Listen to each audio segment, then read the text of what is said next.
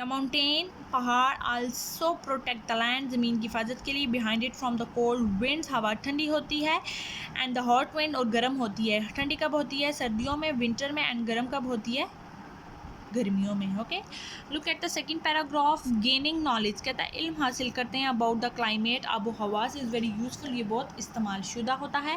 We will now beforehand which crops to grow, कहता है अगर हम लोग बात करें तो हमारे पास जो फसलें होती हैं वो दिन ब दिन ग्रो अप करती हैं, डेवलपिंग होती है, तो उससे हम लोगों के नॉलेज में ये इजाफा होता है। एक तो हमें पता चलता है कि यहाँ पे कौन सी फसल लगाई जाए या कौन सी चीज़ को डेवलप किया जाए कि वो लगे, ठीक है, और कौन सी चीज़ डैमेज होती है, ख़राब होती है, जिससे हम लोगों के वेदर के ऊपर असर पड़ता है। कहता है अच्छे और बुरे मौसम में भी सब्जियों के ऊपर बहुत ज़्यादा असर पड़ता है।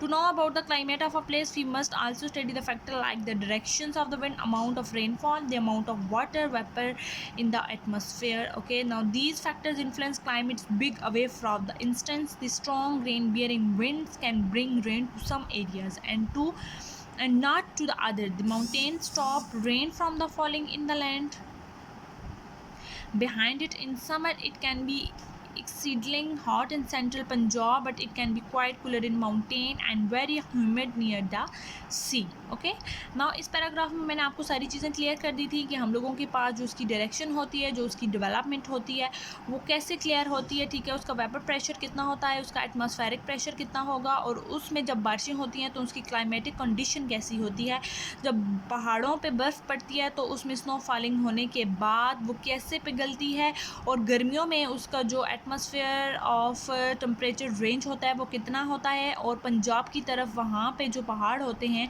उनमें उसकी टेम्परेचर जो होती है वो ह्यूमिडिटी कितनी एक्सक्लूड कर रही होती है। ठीक है बच्चे, तो आज का आपका ये टॉपिक था, आज का आप लोगों का ये पेज नंबर 39 और 14 की रीडिंग थी, जिसमें हम लोगों ने factors that affect, now look at the white board, जिसमें हम लोगों ने factors that affect of climate को डिस्कस किया है। ठीक है, उसमें हम लोगों ने डिस्टेंस फ्रॉम द इक्वेटर को पढ़ा है, हाइट अबव सी लेवल को पढ़ा है, ठीक है, डिस्टेंस फ्रॉम द सी को पढ़ा है, और नेक्स्ट पेज के पेज नंबर 14 के ऊपर हम लोगों ने ओशियंस करंट्स को रीड आउट किया है, प्रेसिपिटेशन को रीड आउट किया है, डायरेक्शन ऑफ द विंड को रीड आउट किया है, sheltering mountain is the last paragraph.